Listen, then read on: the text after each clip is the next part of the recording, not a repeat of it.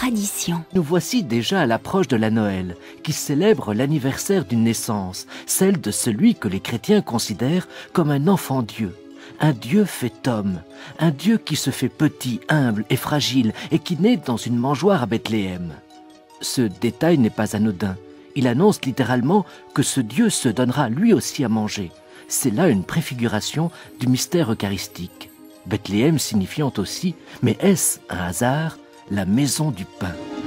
Au IIIe et IVe siècle, la Noël était fêtée le 6 janvier, c'est dire qu'il y avait coïncidence entre la Nativité et l'Épiphanie. Puis avec Constantin, l'Église d'Occident distinguera les deux événements et placera la naissance du Christ le 25 décembre, aux environs du solstice d'hiver, qui correspondait aux fêtes païennes de la lumière.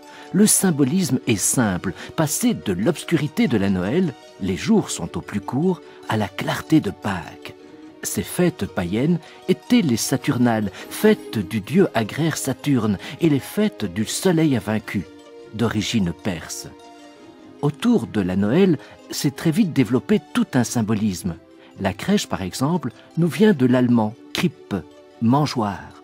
On vénérait à Bethléem une grotte qui aurait été celle de la Nativité. Une copie en bois a été réalisée pour l'église Sainte-Marie-Majeure à Rome au Ve siècle. Au Moyen-Âge, des jeux vivants se sont multipliés dans les églises d'Italie. Mais il revient à saint François d'Assise d'avoir utilisé dans les Abruzzes une grotte pour donner des représentations tout à fait animées. C'est au XVIe siècle que l'on voit apparaître des statues de bois grandeur nature. Au XVIIe siècle, les sculptures rapetissent et s'installent dans les demeures aristocratiques italiennes, puis dans toutes les familles. Que vous dire de plus, si ce n'est que votre Noël soit baigné et inondé de lumière?